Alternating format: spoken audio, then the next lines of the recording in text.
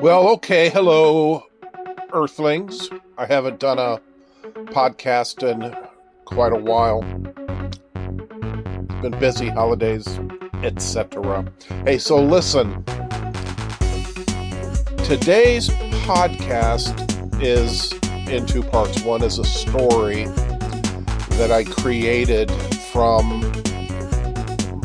my musings throughout the day as an expat in Mexico and watching the machinations of the newly reelected Donald Trump, suggesting that he's making the Mexican cartels a terrorist organization, which has many different implications. Some, of course, are financial, but as he and his vice president have suggested, direct action via violence, either through Tier 1 operators coming into Mexico or using drones, missiles, etc. to target some of these cartels.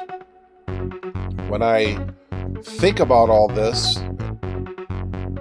I wonder what sort of effect this is going to have on the American expats that are living down here. Are we going to be used as pawns? Are we going to be attacked? Are we going to be ran out of the country? And my memory went to a movie with Natalie Wood, the story of Anne Frank. If you're not familiar with it, look it up. She was a young girl and her family in the Netherlands that were housed by some neighbors during the Nazi occupation. It tells of her story, a story that she lived, loved, fear, and then finally getting caught. The second half of the story at the blog post that you can find at crazyoldgringo.mx. It's crazyoldgringo.mx. is referencing some news articles about the consequences of the United States and Mexico going to war, or the United States and the cartels going to war. This isn't an easy thing. Very complicated. So, I hope you enjoy this. I hope it provides you with some thought. Leave a comment.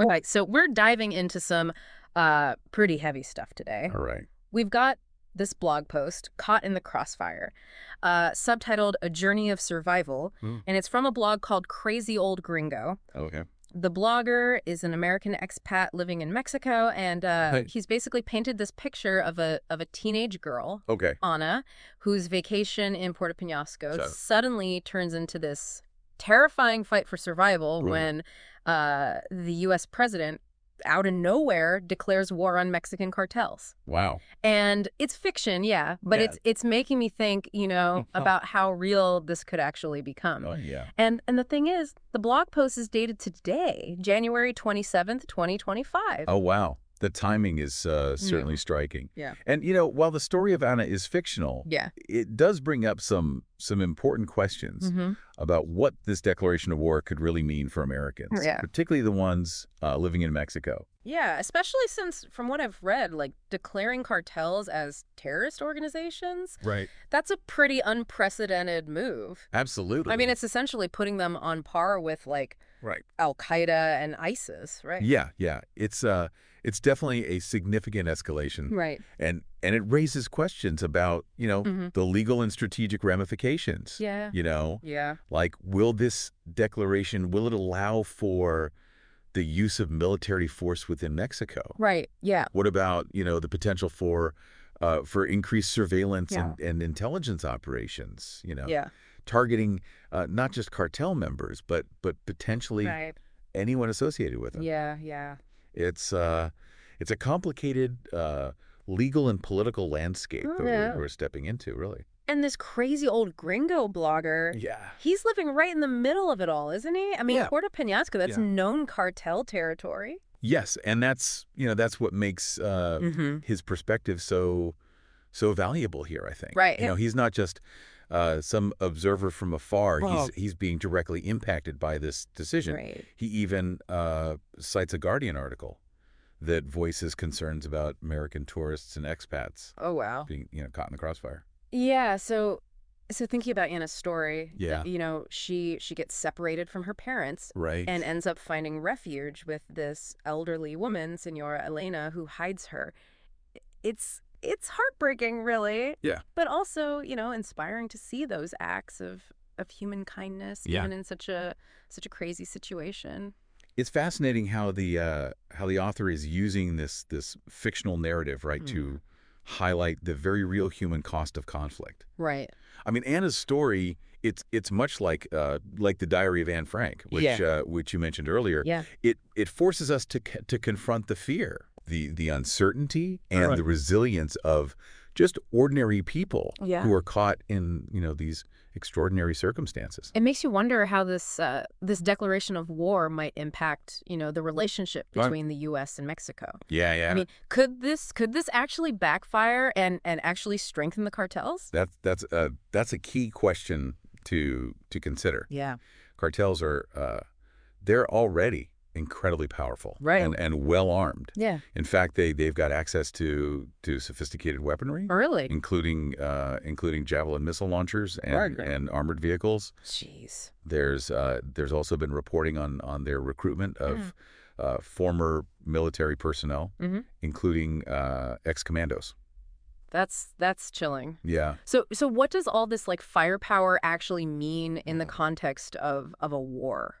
Yeah. Are we talking about a potential escalation of violence against Americans? Yeah. Both in Mexico and maybe even within the U.S. The potential for retaliation is definitely a real concern. Right. The cartels have they've proven time and time again to be ruthless and capable of extreme violence and declaring war on them.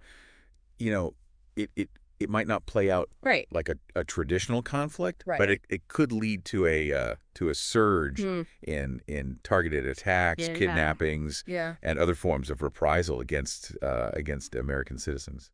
And there's another chilling thought from the blog post: the possibility of cartels forming alliances with groups hostile to the U.S. Yes, that's a scenario we can't ignore. Yeah. Imagine, the cartels leveraging this conflict to gain access to resources, weapons, and even safe havens within the U.S. itself. That's a terrifying thought. I'm starting to see why the blogger calls himself Crazy Old Gringo. Yeah. It takes a certain kind of courage or maybe even craziness to choose to stay in Mexico, knowing all of this. It does feel like a David and Goliath situation, right? This lone American expat choosing to stay in Mexico, even as the U.S. government is basically declaring war on the very forces operating in his backyard. It's a powerful testament, really, to his connection to the country and the people. Right. And he's not alone. Right. There are thousands of American expats living in Mexico who are now facing this incredibly uncertain future. And let's not forget the Mexican people themselves. That's an essential point. I mean, they're caught in the crosshairs of this conflict.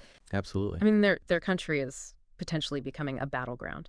The blog author, he touches upon this. Yeah. He highlights the fear and anxiety that's rippling through Mexican communities. Yeah. I mean, they're the ones, right, who have been living with the reality of cartel violence for years now. Right. And now this declaration of war, it just threatens to escalate the situation to potentially putting them at even greater risk. It's a stark reminder, really, that these these geopolitical decisions have real world consequences for everyday people. I mean, families could be torn apart, communities disrupted, and the fabric of Mexican society could be further strained.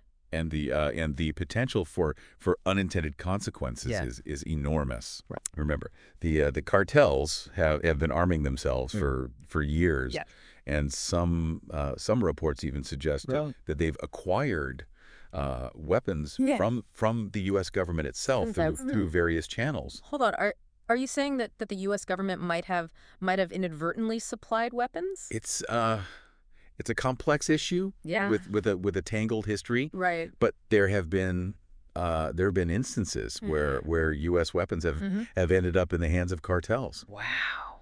And this raises serious questions about accountability, oversight, and the potential for those same weapons, to be turned against American citizens. It's almost like a Greek tragedy unfolding. The U.S. government, intending to combat violence, might have inadvertently fueled the very forces they're now trying to dismantle. Exactly. And now we're left grappling with the fallout. It underscores the need for a nuanced understanding of this conflict. Right. We can't just view this as a black and white, good versus evil scenario. Right. The reality is far more complex. Yeah. And any actions taken, they have to consider the potential for unintended consequences and the ripple effects across both American and Mexican societies. So where do we go from here? Right. What are the possible outcomes of this war on cartels? That's the million-dollar question. Yeah. And unfortunately, there's no easy answer. Right. It's a situation that's fraught with uncertainty and potential for escalation. The blog author he asks, what do you think the future holds? It's a question that's been haunting me throughout this entire deep dive. Mm-hmm. Is there any hope for a peaceful resolution? It's hard to say with certainty. Yeah. But one thing is clear. Mm-hmm. This declaration of war, it's ignited a powder keg. Right. And the coming months and years are going to be critical in determining the trajectory of this conflict.